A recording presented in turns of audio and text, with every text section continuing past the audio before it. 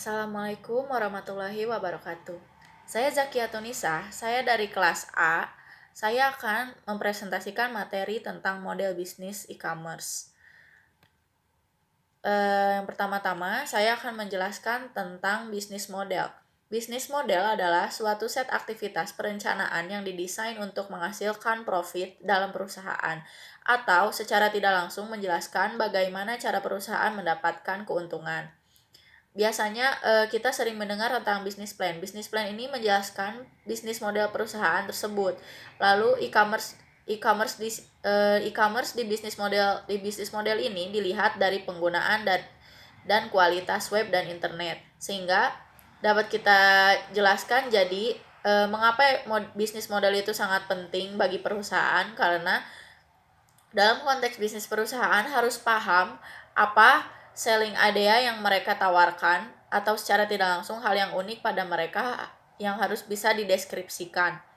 Lalu ada di sini di bisnis model ini ada 8 elemen kuncinya. Yang pertama ada proposisi nilai atau value proposition. Value proposition ini adalah kita harus paham apa yang kita jual kepada konsumen dan mengapa konsumen harus memilih produk kita. Value proposition yang sukses di dalam e-commerce itu, pertama personalization-nya atau ada customization. Lalu yang kedua ada reduction of product search, price, discovery, cost. Lalu yang ketiga ada facilitation of transaction by managing product delivery.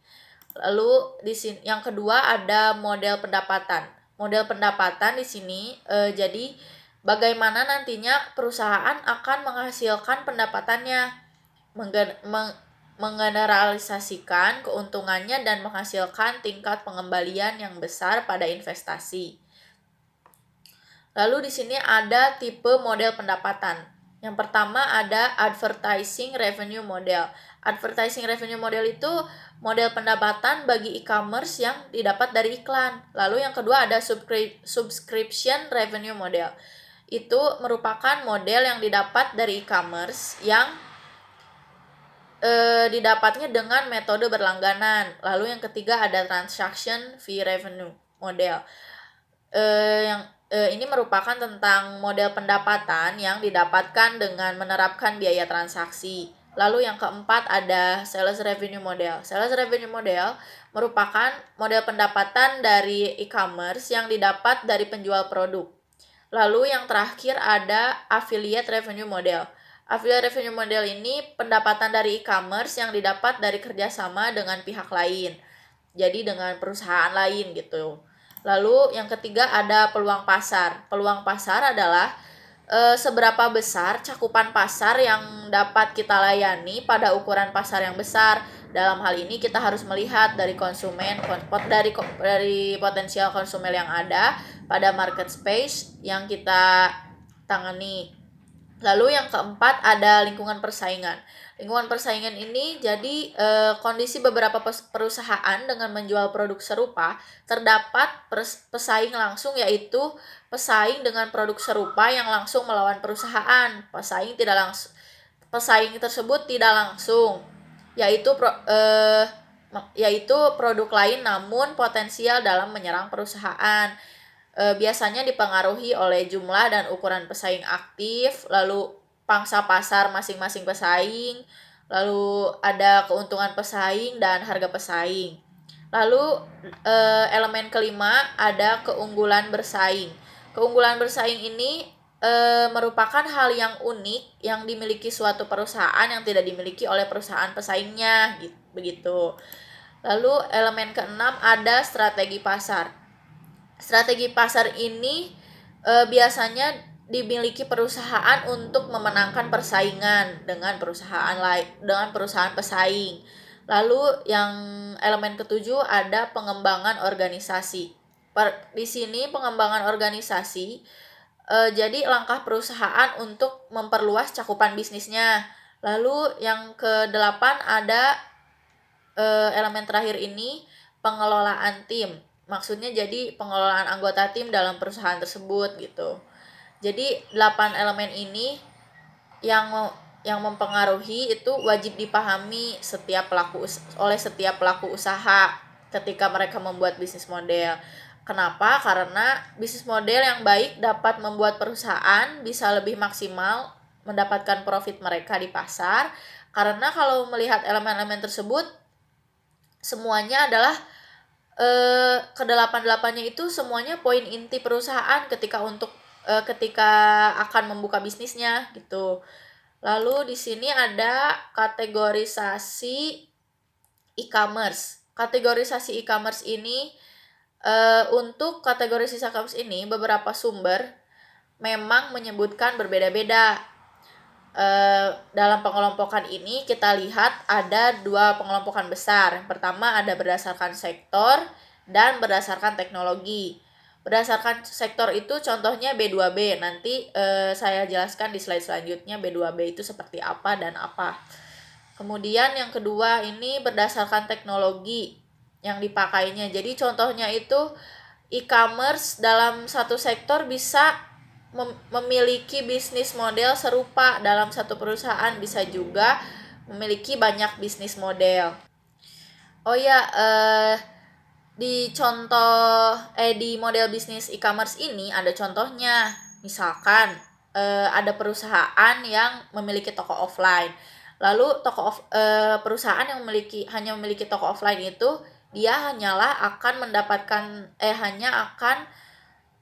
ada transaksi yang terjadi hanya di kasir. Nah, sekarang jika perusahaan tersebut memiliki toko online, tentunya penghasilan, pendapatan, dan kekayaannya mereka menjadi bertambah. Jadi tidak hanya jika di offline itu hanya transaksi terjadi hanya saat di kasir. Jika dia memiliki toko online juga, dia akan memiliki pendapatan yang lebih. Maka dari itu inilah yang dimaksud bisnis modelnya jadi berbeda-beda karena sumber pemasukannya berbeda-beda begitu. Lalu pada slide selanjutnya kita lanjut. Tadi dalam satu sektor bisa jadi memiliki bisnis model serupa dan dalam satu perusahaan bisa juga memiliki banyak bisnis model. Lalu selanjutnya, kategori B2C model.